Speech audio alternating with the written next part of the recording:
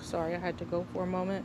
But just picking up where I left off is I was saying that, we've been conditioned to be distracted throughout our lives, and it started when we were young. But I picked up or found Silent Weapons for Quiet Wars. I don't know how I found it or how I even came across it, but the one thing I like to do is when I'm watching or listening to certain videos, people who are speaking truth, I like to go down in the comments section because, that's where you can find so many gems. People link things or, for more research and things of that nature. So maybe that's where I got it. But I just wanted to read a couple things from it. And let's see. It's on, the link was lawfulpath.com. They have it. And they said the following document is taken from two sources. The first was acquired on a website of which I can't remember the address, listing as its source the book titled Behold a Pale Horse by William Cooper.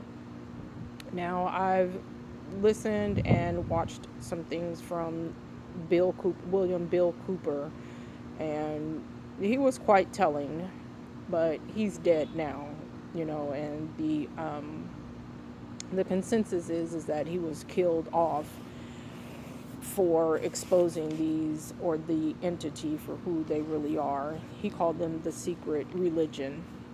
Um, I know that I've put some links to some of his things on Discord, and it's a lot of stuff is really good. I couldn't get into the aliens and the UFOs and things of that nature, but I was thinking, was that metaphorical that he was speaking? I'm not sure, but just based on the things that he was saying before, I don't think that he would go into metaphors and allegories and things of that nature. But anyway, uh, A Lawful Path, it goes on to say the second source is a crudely copied booklet which does not contain a copyright notice or a publisher's name. With the exception of the foreword, the preface, the main thing that was missing was the first source was the illustration. As we began comparing the two, we realized that the illustrations and the accompanying text made up a significant part of the document. This has now been restored by The Lawful Path, and so far as I know, is the only internet copy available complete with illustrations. If you have no first, We have no first-hand knowledge that this document is genuine. However, many of the concepts contained herein are certainly reasonable, important, and bear strong consideration. Let's see.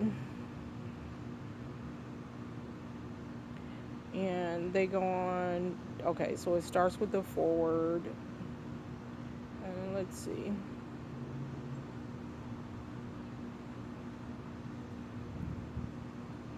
Silent Weapons for Quiet Wars, an introduction programming manual, was uncovered quite by accident on July 7, 1986, when an employee of Boeing Aircraft Company purchased a surplus IBM computer for scrap parts at a sale and discovered inside details of a plan hatched in the embryonic days of the Cold War, which called for control of the masses through manipulation of industry, people's pastimes, education, and political leanings. It called for a quiet revolution, putting brother against brother and diverting the public's attention from what is really going on. And this is exactly what I'm saying. We've been distracted. The document you are about to read is real. It is reprinted in its virgin form, with diagrams as a touch of reality. So I think I'm going to try to link the Lawful Path website here so that you all can pick it up. I know I put it on Lone Wolf's last video when he was talking about the telecommunications and things of that nature, and them shutting down all telecommunications. And I think I linked it on Discord. I'm not sure, but let's see. But this is what I wanted to say, that, we've been so distracted by all this stuff that does not matter, which has all been contrived. So in this book, it says, let's see, this manual is in itself an analog declaration of intent. Such a writing must be secured from public scrutiny. Otherwise, it might be recognized as a technically formal declaration of domestic war. Furthermore, whenever any person or group of persons in a position of great power and without full knowledge and consent of the public uses such knowledge and methodologies for economic conquest, it must be understood that a state of domestic warfare exists between said person or group of persons and the public. The solution of today's problems requires an approach which is ruthlessly candid, with no agonizing over religious, moral, or cultural values. You have qualified for this project because of your ability to look at human society with cold objectivity and yet analyze and discuss your observations and conclusions with others of similar intellectual capacity without the loss of discretion or humility. Such virtues are exercised in your own best interest. Do not deviate from them. And that was a quote from the the first part of the book, which is under security.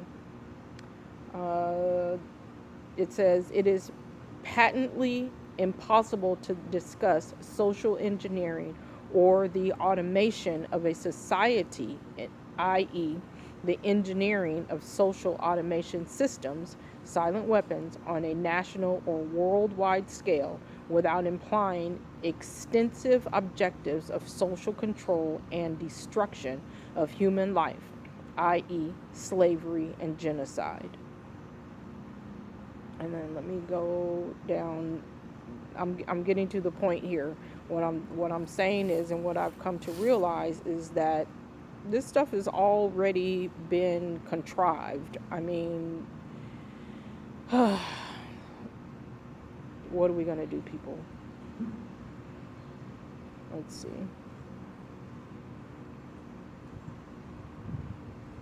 It was soon recognized by those in positions of power that the same methods might be useful for totally controlling a society, but better tools were necessary.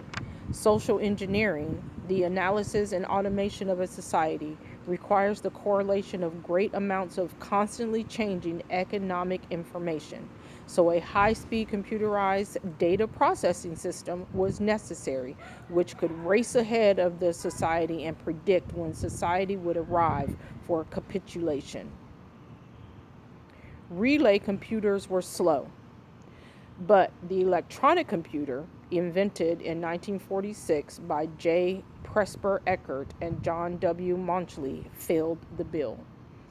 The next breakthrough was the development of the simplex method of linear programming in 1947 by the mathematician George B. Dantzig. So let me go down. And it even talks about how the Rockefeller Foundation became involved.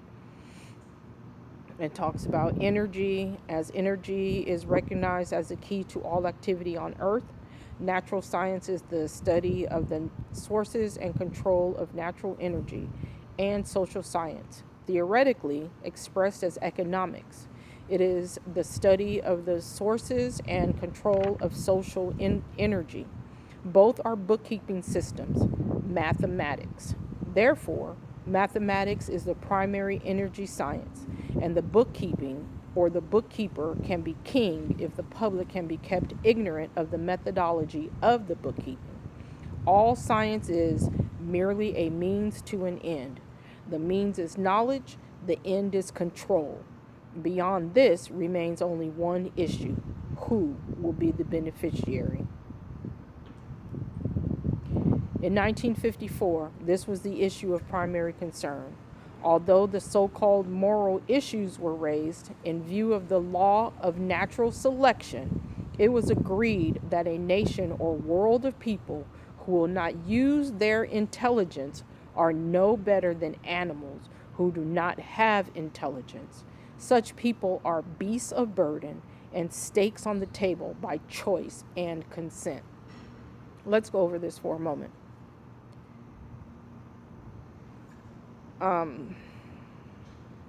When they say that people who will not use their intelligence are no better than animals who do not have intelligence, that reminds me of the word human, because when you look up the etymology of the word human, it goes back to monster,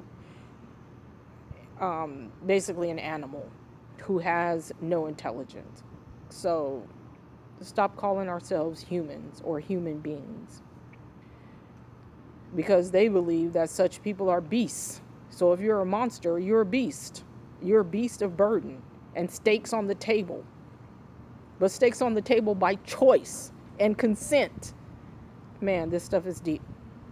It goes on to say, consequently, in the interest of future world order, peace, and tranquility, it was decided to privately wage a quiet war against the American public with an ultimate objective of permanently shifting the natural and social energy, wealth of the undisciplined and irresponsible many into the hands of the self-disciplined, responsible, and worthy few. In order to implement this objective, it was necessary to create, secure, and apply new weapons which, as it turned out, were a class of weapons so subtle and sophisticated in their principle of operation and public appearance as to earn for themselves the name silent weapons. Now let's go over that. You know what the silent weapons are of today? Social media. It's a class of weapons so subtle and so sophisticated. Wow.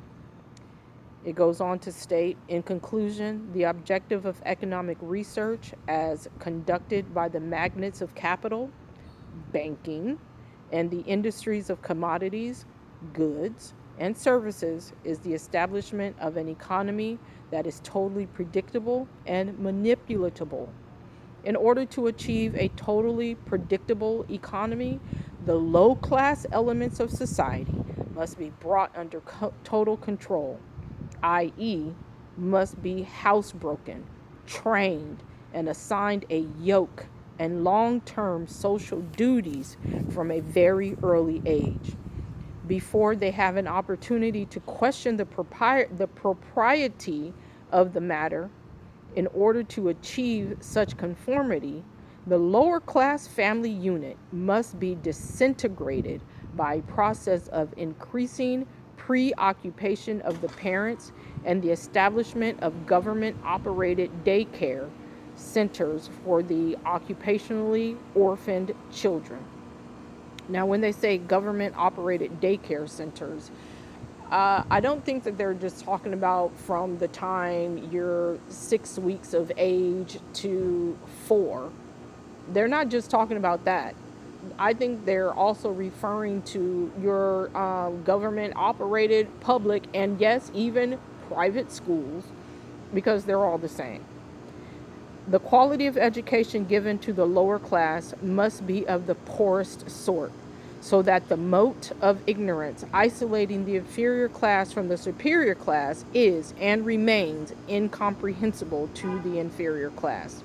With such an initial handicap, even bright lower class individuals have little, if any, hope of extricating themselves from their assigned lot in life.